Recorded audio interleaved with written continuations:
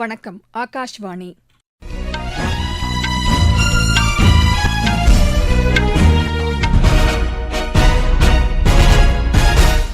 செய்திகள் வாசிப்பவர் லட்சுமி ராகவன். தலைப்புச் செய்திகள்: மகா கும்பமேளா திருவிழா இன்று பிரயாக்ராஜில் தொடங்கியுள்ளதை அடுத்து பிரதமர் திரு நரேந்திர மோடி மக்களுக்கு வாழ்த்து தெரிவித்துள்ளார். போகி, பொங்கல், மகா சங்கராந்தி பண்டிகையையொட்டி தலைவர்கள் நாட்டு மக்களுக்கு வாழ்த்து தெரிவித்துள்ளனர். தலைநகர் தில்லியில் நிலவும் கடும் குளிர் காரணமாக 12 ரயில்களின் புறப்பாடு தாமதமாகியுள்ளது. அமெரிக்காவில் லாஸ் ஏஞ்சல்ஸ் பகுதியில் ஏற்பட்ட காட்டுத்தீயில் இதுவரை 24 பேர் உயிரிழந்தனர். புகை மாசு காரணமாக அங்கு சுகாதார அவசர நிலை பிறப்பிக்கப்பட்டுள்ளது. ISL கால்பந்து போட்டியில் இன்று நடைபெறும் ஆட்டத்தில் கேரள அணி ஒடிஷா அணியை எதிர்கொள்கிறது. இனி விரிவான செய்திகள். மகா கும்பமேளா திருவிழா இன்று பிரயாக்ராஜில் தொடங்கியுள்ளதை அடுத்து பிரதமர் திரு நரேந்திர மோடி மக்களுக்கு வாழ்த்து தெரிவித்துள்ளார். இது தொடர்பாக அவர் விடுத்துள்ள செய்தியில், நாட்டின் தனிச்சிறப்புமிக்க மாண்புகள் மற்றும் கலாச்சாரத்திற்கு உயிரூட்டும் வகையில் கோடிக்கணக்கான மக்கள் இந்த திருவிழாவில் கலந்து கொள்வது தமக்கு மகிழ்ச்சி அளிப்பதாக குறிப்பிட்டுள்ளார். மகா கும்பமேளா நாட்டின் வளமான ஆன்மீக கலாச்சாரத்தையும் நம்பிக்கையையும் அமைதியையும் வெளிப்படுத்துவதாக அவர் குறிப்பிட்டுள்ளார். பிரயாக்ராஜில் எண்ணற்ற மக்கள் புனித நீராடி இறைவனின் ஆசியை பெறுவது தமக்கு மகிழ்ச்சி அளிப்பதாக கூறியுள்ளார். கும்பமேளாவிற்கு வரும் அனைத்து யாத்ரீகர்கள் மற்றும் சுற்றுலாப் பயணிகள் இந்த திருவிழாவை மகிழ்ச்சியுடன் தங்கியிருந்து கொண்டாட வேண்டும் என வாழ்த்துவதாக அவர் கூறியுள்ளார். இந்தியாவின் ஆன்மீக கலாச்சாரத்தின் பெருமைமிக்க மாண்புகளை வெளிப்படுத்தும் இந்த திருவிழா மக்களிடையே ஆற்றலையும் உற்சாகத்தையும் மேம்படுத்தட்டும் என்று பிரதமர் திரு நரேந்திர மோடி வாழ்த்தியுள்ளார். பிரதமர் திரு நரேந்திர மோடி ஜம்மு காஷ்மீரின் சோனாமார்க் சுரங்கப்பாதையை இன்று நாட்டுக்கு அர்ப்பணிக்கிறார். ஸ்ரீநகரிலிருந்து லே செல்லும் சாலையில் அனைத்து பருவ காலங்களிலும் செயல்படும் வகையில் இந்த சுரங்கப்பாதை அமைக்கப்பட்டுள்ளது. இவ்விழாவில் பங்கேற்கும் பிரதமர் இப்பணியில் ஈடுபட்ட ஊழியர்களையும் சந்தித்து பேசவுள்ளார். 12 கிலோமீட்டர் நீளமுள்ள இந்த சுரங்கப்பாதை 2700 கோடி ரூபாய் செலவில் அமைக்கப்பட்டுள்ளது. இது பிரதான சுரங்கப்பாதை, ஒரு வெளியேறும் சுரங்கப்பாதை மற்றும் அணுகு சாலையை உள்ளடக்கியுள்ளது. வழக்கமாக உள்ள சாலையில் அடிக்கடி நிலச்சரிவு மற்றும் பனிச்சரிவு ஏற்படுவதால் போக்குவரத்து பாதிக்கப்பட்டு வந்தது. ஆனால் தற்போது சுரங்கப்பாதை அமைக்கப்பட்டுள்ளதால் இயற்கை சீற்றங்களின் போதும் போக்குவரத்து தடையின்றி நடைபெறுவது உறுதி செய்யப்பட்டுள்ளது. இதனால் ஜம்மு காஷ்மீர் யூனியன் பிரதேசத்தில் வர்த்தகர்களும் சுற்றுலா செல்லும் பயணிகளும் பயனடைவதோடு குளிர்கால சுற்றுலா மற்றும் சாகச விளையாட்டுகள் அதிகரித்து உள்ளூர் மக்களின் வாழ்வாதாரம் மேம்படும் என்று கருதப்படுகிறது. தமிழகத்தின் போகி, பொங்கல் என்றழைக்கப்படும் மகா சங்கராந்தி, லோஹ்ரி பண்டிகையை ஒட்டி குடியரசுத் தலைவர் திருமதி திரௌபதி முர்மு நாட்டு மக்களுக்கு தமது வாழ்த்துக்களை தெரிவித்துள்ளார். நாட்டின் வளமான கலாச்சாரத்தை பிரதிபலிக்கும் இந்த பண்டிகைகள் நாட்டு மக்களின் வேற்றுமையில் ஒற்றுமை என்ற சிந்தனையை வெளிப்படுத்துவதாக கூறியுள்ளார். அயராது வயல்களில் பாடுபட்டு நமக்கு உணவளித்த உழவர் பெருமக்களுக்கு நன்றி தெரிவிக்கும் நன்னாளாகவும் இந்த பண்டிகை கொண்டாடப்படுவதாக குடியரசுத் தலைவர் தெரிவித்துள்ளார். இந்த பண்டிகைகள் மக்களிடையே மகிழ்ச்சியையும் வளத்தையும் ஏற்படுத்தட்டும் என்று குடியரசுத் தலைவர் தமது வாழ்த்துச் செய்தியில் குறிப்பிட்டுள்ளார். குடியரசு துணைத் தலைவர் திரு ஜெகதீப் தன்கர் பொங்கல், மகா சங்கராந்தி, லோஹ்ரி பண்டிகையையொட்டி விடுத்துள்ள செய்தியில், நாட்டு மக்கள் அனைவரும் வெவ்வேறு பகுதிகளில் இந்த அறுவடை திருவிழாவை மகிழ்ச்சியுடன் கொண்டாடி வருவதாக தெரிவித்துள்ளார். தொன்மை சிறப்புமிக்க இந்த அறுவடை திருநாள் மக்கள் மனதில் மகிழ்ச்சியை ஏற்படுத்துவதாக கூறியுள்ளார். பொங்கல் பண்டிகை இனிப்பான தருணத்தையும் மகிழ்ச்சியையும் ஏற்படுத்துவதாகவும் குடியரசு துணைத் தலைவர் தெரிவித்துள்ளார். உள்துறை அமைச்சர் திரு அமித்ஷா விடுத்துள்ள லோஹ்ரி வாழ்த்துச் செய்தியில், மக்களிடையே எழுச்சியையும் உற்சாகத்தையும் இந்த பண்டிகை ஏற்படுத்துவதாக குறிப்பிட்டுள்ளார். மக்கள் வாழ்வில் மகிழ்ச்சியும் முன்னேற்றமும் திளைக்க வாழ்த்துவதாகவும் அவர் குறிப்பிட்டுள்ளார். குஜராத்தில் நடைபெற்று வரும் சர்வதேச பட்டம் விடும் திருவிழாவின் போது சீன மாஞ்சா நூலை பயன்படுத்துவதற்கு தடை விதிக்கப்பட்டுள்ளது.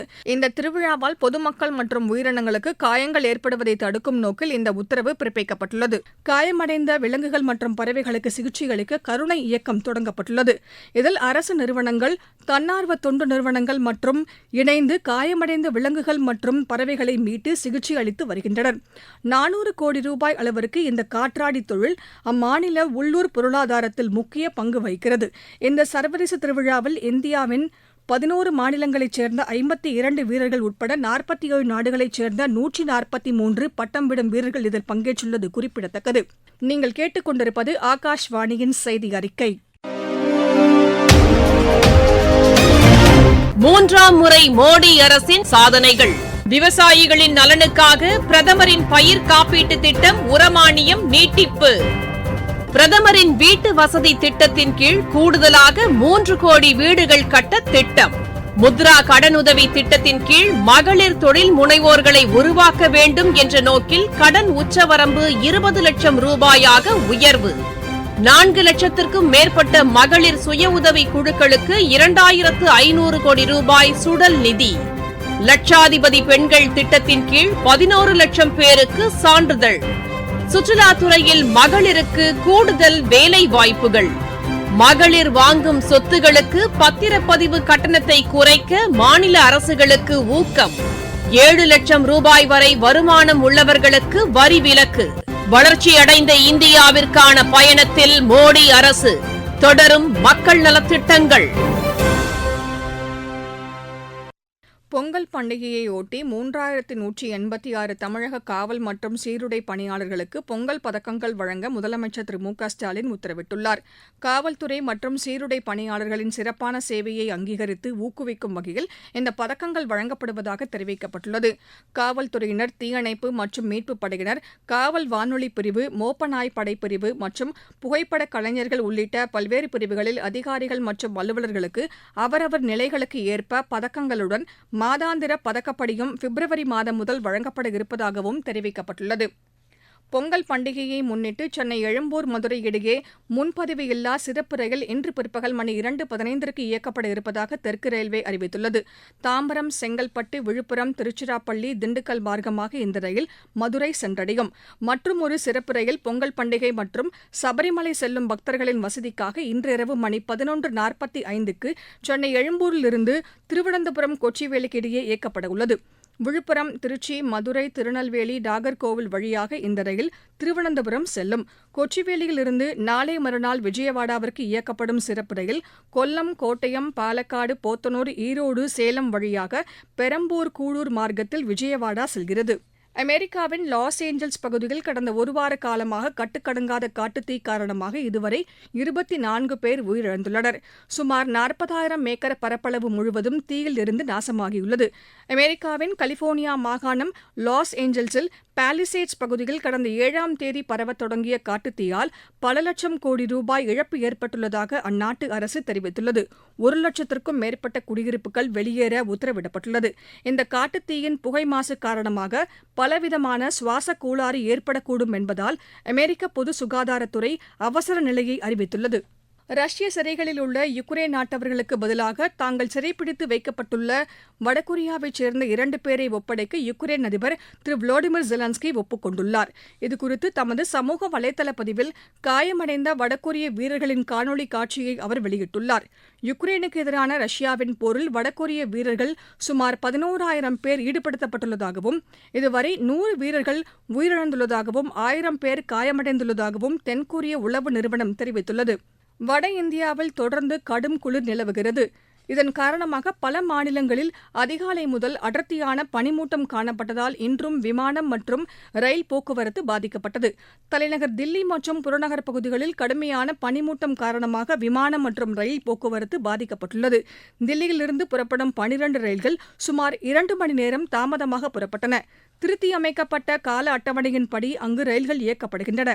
ஜம்மு காஷ்மீர், லடாக் மற்றும் ஹிமாச்சல பிரதேசத்தின் சில பகுதிகளில் 0 டிகிரி செல்சியஸ் அளவில் குளிர் நிலவுகிறது. உத்தராகண்ட் மாநிலத்தில் 1.5 டிகிரி செல்சியஸாகவும், வடமேற்கு, மத்திய மேற்கு, கிழக்கிந்திய மாநிலங்களில் 5 டிகிரி செல்சியஸாகவும் குளிர் பதிவாகியுள்ளது. இந்நிலையில் தென்மேற்கு வங்கக்கடல் பகுதியில் நிலவும் வளிமண்டல கீழடுக்கு சுழற்சி காரணமாக தமிழகத்தில் ஒரு சில இடங்களிலும், புதுச்சேரி மற்றும் காரைக்கால் பகுதிகளிலும் இன்று இடி மின்னலுடன் கூடிய லேசானது முதல் மிதமான மழை பெய்யக்கூடும் என்று சென்னை வானிலை ஆய்வு மையம் தெரிவித்துள்ளது. ISL கால்பந்து போட்டியில் இன்று நடைபெறும் ஆட்டத்தில் கேரள அணி ஒடிஷா அணியை எதிர்கொள்கிறது. உலகக்கோப்பை கொக்கோ போட்டி புதுதில்லியில் உள்ள இந்திரா காந்தி விளையாட்டு அரங்கில் இன்று தொடங்குகிறது. மீண்டும் தலைப்புச் செய்திகள். மகா கும்பமேளா திருவிழா இன்று பிரயாக்ராஜில் தொடங்கியுள்ளதை அடுத்து பிரதமர் திரு நரேந்திர மோடி மக்களுக்கு வாழ்த்து தெரிவித்துள்ளார். போகி, பொங்கல், மகா சங்கராந்தி பண்டிகையையொட்டி தலைவர்கள் நாட்டு மக்களுக்கு வாழ்த்து தெரிவித்துள்ளனர். தலைநகர் தில்லியில் நிலவும் கடும் குளிர் காரணமாக 12 ரயில்களின் புறப்பாடு தாமதமாகியுள்ளது. அமெரிக்காவின் லாஸ் ஏஞ்சல்ஸ் பகுதியில் ஏற்பட்ட காட்டுத்தீயில் இதுவரை 24 பேர் உயிரிழந்தனர். புகை மாசு காரணமாக அங்கு சுகாதார அவசர நிலை பிறப்பிக்கப்பட்டுள்ளது. ISL கால்பந்து போட்டியில் இன்று நடைபெறும் ஆட்டத்தில் கேரள அணி ஒடிஷா அணியை எதிர்கொள்கிறது. இத்துடன் இந்த செய்தி அறிக்கை நிறைவு பெற்றது. எமது செய்திகளை சமூக வலைதள பக்கங்களில் AIR நியூஸ் சென்னை என்ற முகவரியிலும் RNU சென்னை என்ற யூ டியூப் சேனலிலும் உடனுக்குடன் அறிந்து கொள்ளலாம்.